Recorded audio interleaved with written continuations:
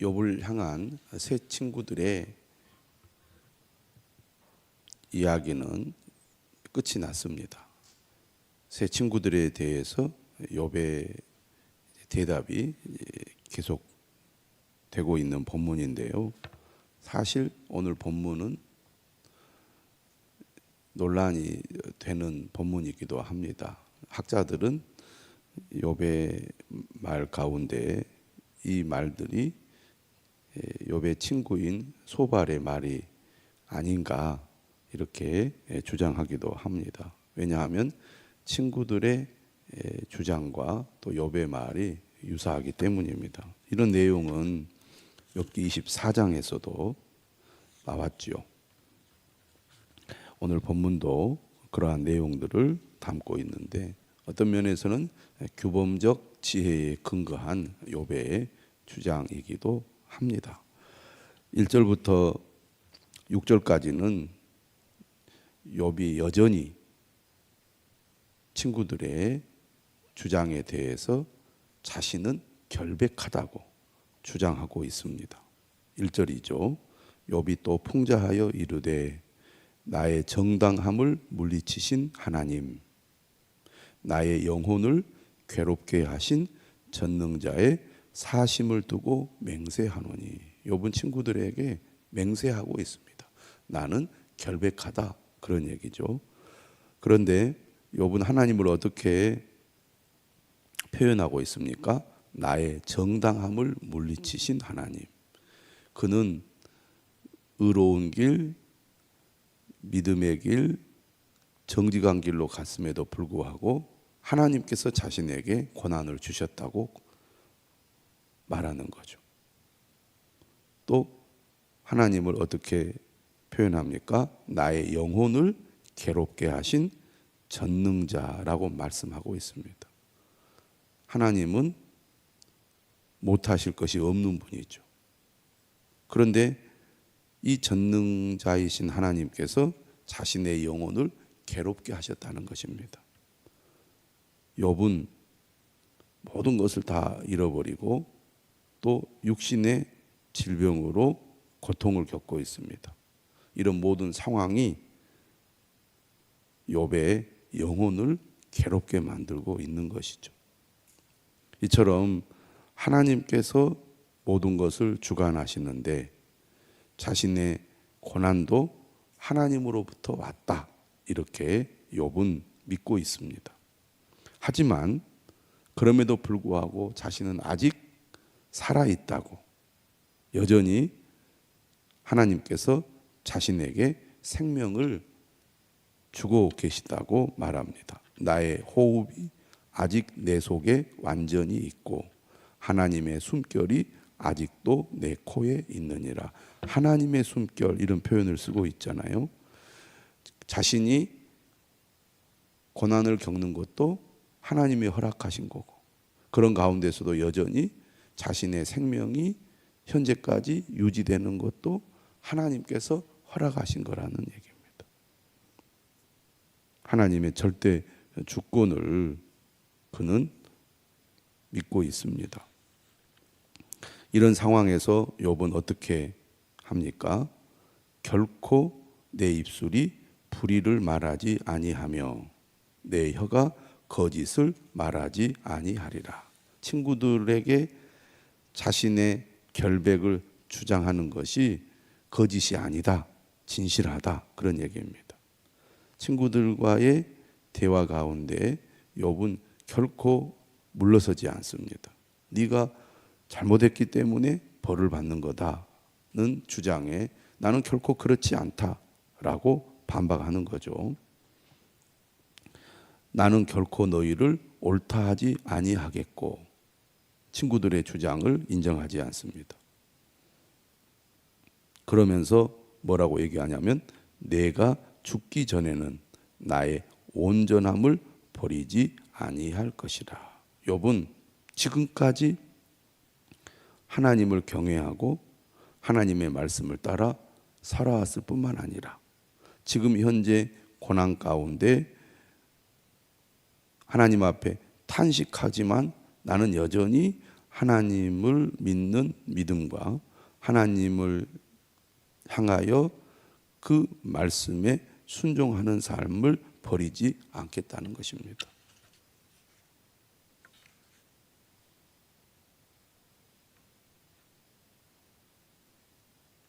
내가 내 공의를 굳게 잡고 놓지 아니하리니 내 마음이 나의 생애를 비웃지 아니하리라. 진정한 믿음은 고난 가운데서 드러나게 됩니다. 정말 말할 수 없는 고통 가운데 있지만 욥은 끝까지 하나님을 향한 믿음, 또 하나님의 말씀 안에 거하는 삶을 포기하지 않고 있습니다. 그러면서 7절에 이렇게 얘기하죠. 나의 원수는 악인같이 되고 일어나 나를 치는 자는 불의한 자같이 되기를 원하노라. 원수에 대한 저주의 표현인데요. 구약의 시편을 보면 이런 표현을 합니다. 원수들이 나를 괴롭힐 때 자신의 힘으로 원수들을 물리칠 수 없기 때문에 하나님께서 나를 치는 원수, 나를 괴롭히는 악인들을 하나님께서 심판하기를 간구하는 것이죠.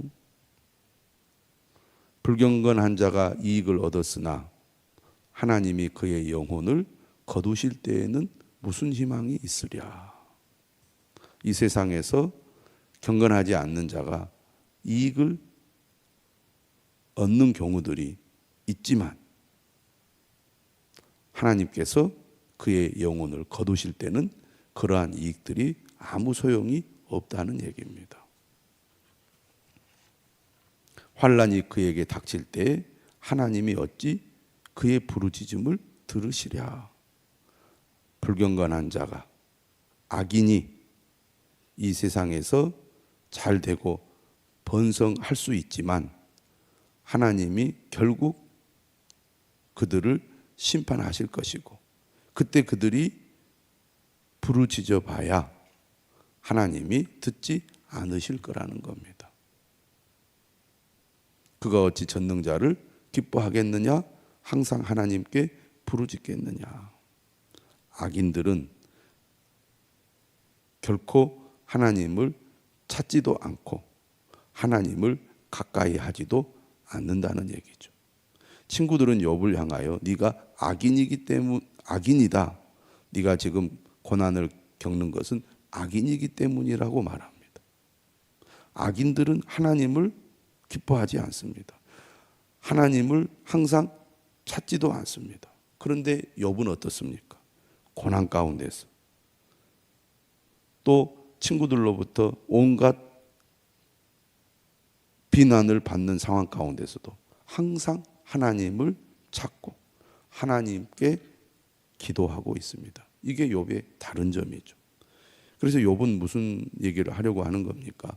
이렇게 항상 하나님을 찾고 하나님께 기도하는 사람이 어떻게 악인일 수 있느냐, 그런 얘기입니다. 악인은 결코 하나님을 찾지 않는다는 얘기입니다.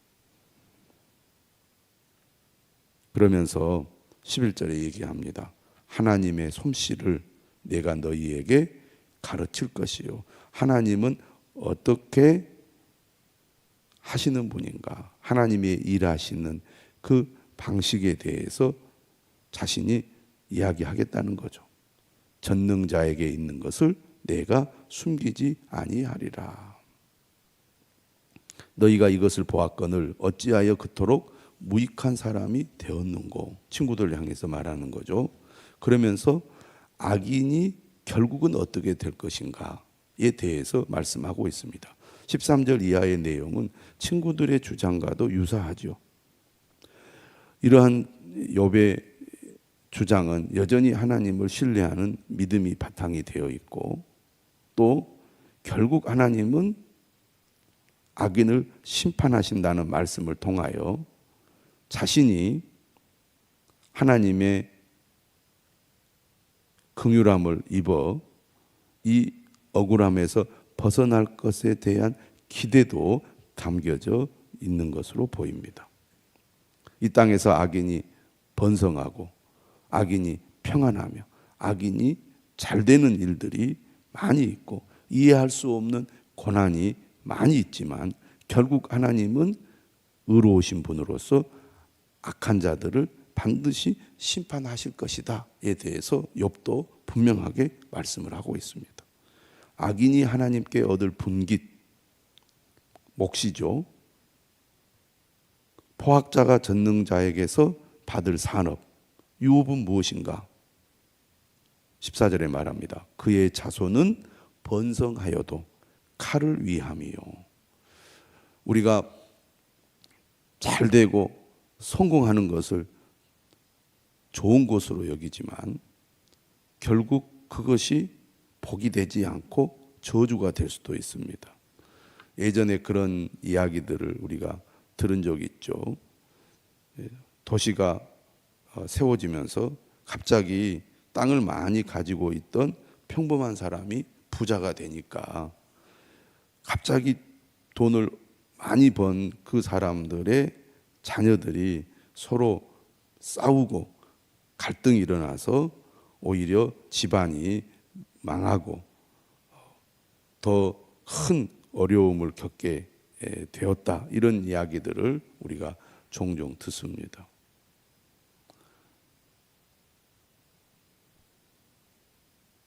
부모가 돈을 많이 벌어서 그의 자녀들이 번성했지만 오히려 그 번성이 결국은 그 집안을, 그 자녀들을 망하게 하는 원인이 될 수 있다는 얘기입니다. 그의 후손은 음식물로 배부르지 못할 것이며 그 남은 자들은 죽음의 병이 돌 때에 묻히리니 그들의 과부들이 울지 못할 것이며 잘되고 번성해도 한번 기울어져서 망하게 되면 이처럼 비참한 신세가 된다는 얘기입니다. 악인들이 번성한 것이 잘된 것 같고 사람들에게 부러움을 살지 모르지만 결국 그것이 영원하지 않을 뿐만 아니라 그 번성이 오히려 독이 되고 저주가 될 수 있다. 하나님은 악인의 번성을 결코 그냥 내버려 두지 않으신다라고 주장을 합니다. 16절이죠. 그가 비록 은을 티끌같이 쌓고 의복을 진흙같이 준비할지라도 많은 재물을 얻는다 할지라도 결국 그가 이룬 재물들이 결국은 남의 차지가 될 거라고 말합니다. 17절이죠. 그가 준비한 것을 의인이 입을 것이요 그의 은은 죄 없는 자가 차지할 것이며 열심히 일하고 노력하여 번 것을 전혀 다른 사람이 차지하게 된다는 얘기잖아요. 그래서 지금 눈에 보이는 악인들의 번성과 악인들의 부를 결코 부러워하거나 그것이 영원할 것이라고 생각해서는 안 된다는 말입니다. 반드시 하나님은 악인들을 심판할 것이다. 이것이 하나님께 얻을 악인들의 분깃이다라고 말합니다. 그가 지은 집은 좀의 짐 같고 파수꾼의 초막 같을 것이며 집도 결국 무너질 거라는 얘기죠. 부자로 누우려니와 다시는 그러지 못할 것이요 눈을 뜬즉 아무것도 없으리라. 결국은 다 잃어버리게 된다는 얘기죠. 두려움이 물같이 그에게 닥칠 것이요 폭풍이 밤에 그를 앗아갈 것이며 통풍이 그를 들어올리리니 그는 사라질 것이며 그의 초소에서 그를 몰아내리라. 완전히 모든 것을 다 잃어버릴 뿐만 아니라 완전히 사라지는 결과를 얻게 될 거다. 하나님은 그를 아끼지 아니하시고 던져버릴 것이니 그의 손에서 도망치려고 힘쓰리라. 하나님을 무시하고 하나님 없이 살아가는 사람은 결국 하나님에 의해서 망하게 될 거라는 겁니다. 그래서 사람들은 그를 바라보고 손뼉치고 그의 초소에서 그를 비웃게 될 것이다 라고 말하면서 악인의 운명이 어떻게 될지를 욥은 분명하게 말하고 있습니다. 지금 그는 고난 가운데 있습니다. 친구들은 그를 향하여 악인이라고 말합니다. 하지만 여전히 하나님께서는 그의 생명을 붙들고 있습니다. 욥 역시 하나님을 향하여 계속 기도하면서 하나님께 자신의 정당함을 주장하고 있습니다. 그러면서 악인은 하나님을 찾지도 않고 악인은 결국 망하게 될 거라고 욥 또한 확신하고 있습니다. 여기에는 하나님께서 결국 자신의 정당함을 인정하고 자신을 이 고통에서 벗어나게 해 주실 거라는 기대와 믿음을 보여주고 있는 것입니다. 악인이 잘 되는 것을 결코 부러워해서는 안 되겠습니다. 우리가 고통 가운데 있을지라도 끝까지 하나님을 찾으면 이 고난의 때를 벗어나 하나님의 은혜를 누리도록 도와주실 것입니다. 이러한 믿음을 가지고 끝까지 하나님을 찾는 저와 여러분들이 되시기를 주님의 이름으로 축원합니다.